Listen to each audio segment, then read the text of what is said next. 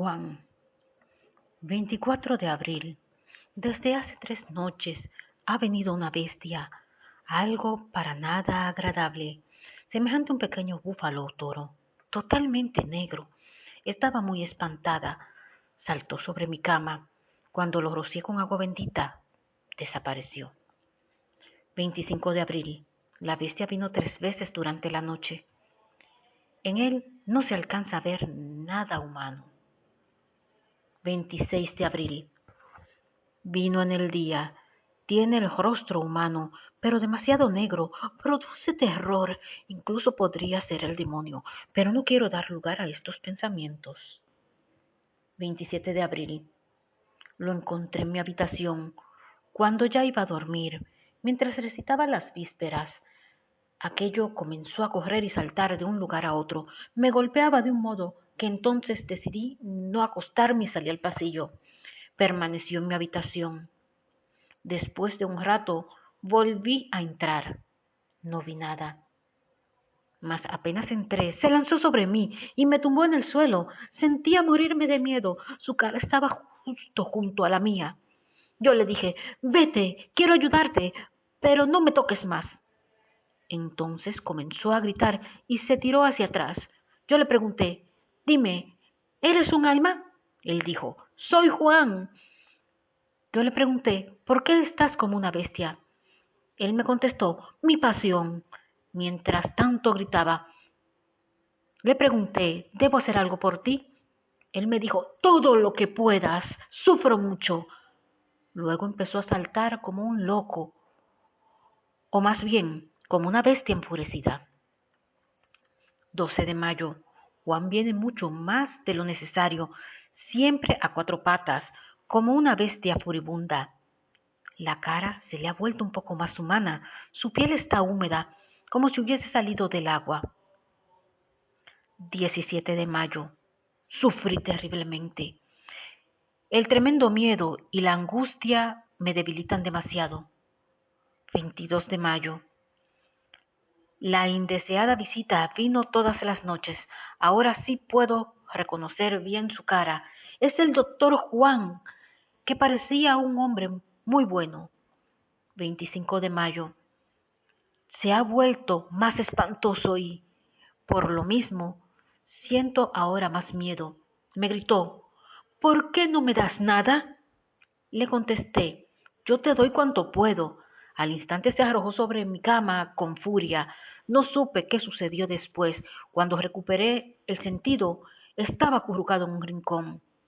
Me levanté y me puse a rezar junto a él, y de un momento a otro desapareció. 27 de mayo. Vino de día. Le pregunté: «¿Por qué no puedes encontrar paz?». Me contestó: «Los pecados ocultos». No puede entender lo demás. Le pregunté entonces: «¿Y entonces qué puedo hacer para ayudarte?». Me contestó: «Flagélate». Yo le contesté: «Me pides mucho, siendo que el solo verte es ya un gran tormento». Él me contestó: «Si te flagelas por mí, tú y yo tendríamos paz». 30 de mayo. Vino caminando sobre sus 2 pies, pero aún tiene esa piel. Parecía buscar algo por la habitación. Finalmente se sentó en el suelo y se quedó mirándome. No fue algo fácil.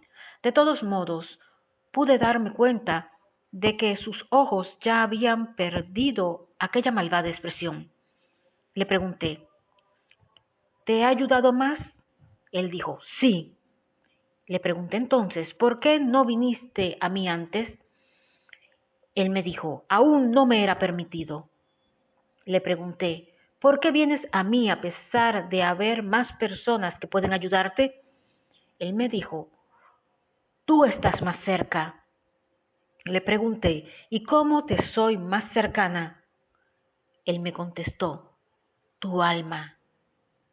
Yo le pregunté: «¿Pero cómo?». Él me dijo: «Tú vives como si no vivieses». Luego desapareció. Me habría gustado preguntarle otras cosas. 4 de junio. Vino todos los días, callado. Ya no tiene la piel de animal, aunque todavía tiene algo gris. 2 días de perfecto reposo me han hecho mucho bien. Debo anotar nuevamente que me resulta molesto tener que escribir incluso aquello que se refiere a mí misma, pero también hace parte de todo esto. 8 de junio. Vino con apariencia completamente humana. Le dije, ahora verdaderamente te ves como antes, pero dime, ¿por qué estabas como una bestia? Él me dijo, la justicia de Dios ve todo totalmente distinto a como lo ven los hombres. Mi alma tuvo hambre, deseo de Dios. Lo busqué, pero no lo hallé. Le pregunté, ¿cómo te pudiste salvar? Él me contestó, a última hora lo he creído. Le dije entonces, dime alguna cosa de la otra vida. Él me contestó, es la caridad y el reconocimiento, recoger quien ha sembrado. Yo le dije, ¿qué es lo que más te atormenta?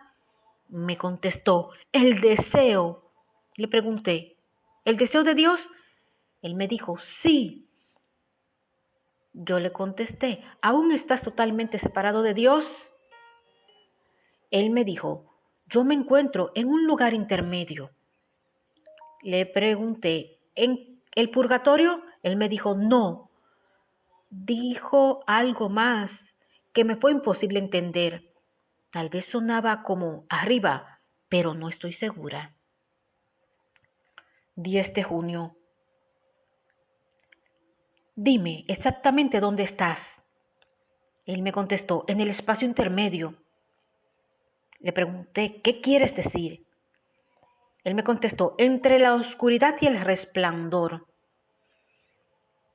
Yo le pregunté, entonces, ¿pronto estarás libre? Él me dijo, sí. Le pregunté, ¿durante todo este tiempo nadie ha rezado por ti? Él dijo, sí. El torrente de sacrificio continúa fluyendo. Salvación para los que han creído. Yo le pregunté, ¿te refieres a la Santa Misa? Él me dijo, sí. 12 de junio. Vino totalmente resplandeciente y dichoso. Yo le dije, hoy estás hecho toda una maravilla. Él me contestó, te debo mucho. Le pregunté, ¿puedes decirme por qué al principio viniste tan repugnante? ¿Sabías que tenías la apariencia de un búfalo? Él me contestó que sí. Entonces pregunté, ¿y eso hacía parte del castigo? Él contestó, el pecado. Yo pregunté, ¿puedo hacer algo para que las almas no vuelvan más a mí? Él me contestó, no se puede detener el torrente. Y entonces le dije, yo al menos dame una señal de que realmente tú sí has venido a mí, para que por fin los demás crean. Se me acercó y me susurró al oído, un sacrificio para nosotros. Y desapareció, creo que para siempre. El pobre Martino. 4 de julio. El doctor Juan no volvió más. Ahora, en cambio, vienen 2 figuras con indecible estruendo. No se pueden reconocer. 7 de julio. Me encontré con un hombre en la escalera. Creyendo que era un mendigo, le dije, espera, voy de inmediato a buscar algo. Entonces pasó por mi lado, todo oscuro, y se disolvió como humo. Se veía tan normal que ni por un instante pensé que fuese un espectro. En D vi 7 veces a la señora. Se llama Isabela. No pude preguntarle nada más, pues yo no estaba sola. 9 de julio. Desperté por un gran estruendo en mi habitación. Parecía estar en llamas. No pude ver nada, solo escuché como un murmullo, como si alguien llamara desde lejos. Tener que solamente escuchar es mucho peor que tener que ver, pues llega una terrible angustia por no saber qué irá a suceder. Debo confesar que mis nervios han estado tan tensos que ya casi no puedo dormir. 11 de julio. Aquel hombre de la escalera vino a mí en el oratorio. Abrió la puerta de forma totalmente normal. Sentí mucho miedo, pero permanecí arrodillada e inmóvil. Se estuvo un momento de pie junto a mí y luego se arrodilló. No pude aguantar más y me salí. Me siguió. Le pregunté, ¿qué quieres de mí? Él me contestó, amor. Le dije, te lo daré si me dices quién eres. Él me dijo, tú me ayudaste cuando estaba vivo. Mírame. Entonces contesté, no te conozco, solo la chaqueta. ¿Te la di yo? Él dijo, sí. Le pregunté, ¿viviste aquí? Él me dijo, no. Pregunté entonces, ¿y entonces por qué viniste aquí? Él, ¿por qué tú tienes que ayudarme? Pregunté, ¿por qué tengo? Nadie me puede obligar. Él me dijo, el amor. Le contesté, sí, pero entonces dime tu nombre. Me contestó el pobre Martino y desapareció. No tengo ni la más mínima idea de quién pueda ser. Un hombre con aspecto muy humilde, más bien mayor, y con una gran barba, por lo demás parece un mendigo. Se hacía notar por medio de la chaqueta. ¿Cómo puede ser posible? Aún recuerdo muy bien que estaba bordando y leyendo Sven y Ledin. Fui a Mónaco por 15 días, pero fue insoportable. Al principio puro ruido. Luego de 5 días apareció la figura del hombre espantoso que permanece por horas frente a mí. No lo conozco. Me hacía gestos suplicantes. Recé por mucho tiempo, pero no tomó parte en la oración. Solo una vez puso su manto sobre mi cabeza. ¡Oh, esa mano! Fue una cosa espantosa. A la pregunta, ¿quién eres? Respondió, ánima, un alma. No puede hacerlo hablar más. También vi una mujer en un negocio junto al vendedor.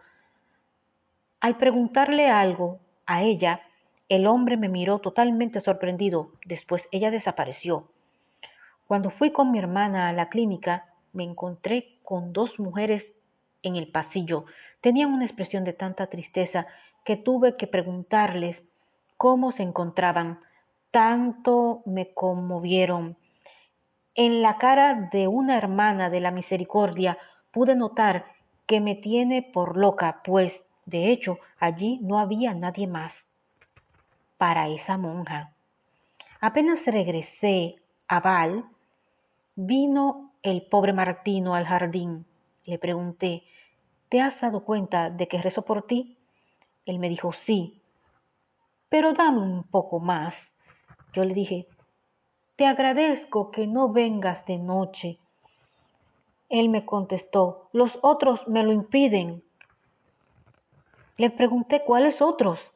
Él me contestó, los que están cerca tuyo. ¿Y son muchos? ¿Son ellos quienes provocan aquel terrible estruendo? Él me contestó, sí. ¿Y por qué no puedo verlos todavía? Él me contestó, aún no pueden. Le pregunté, ¿cuándo podrán?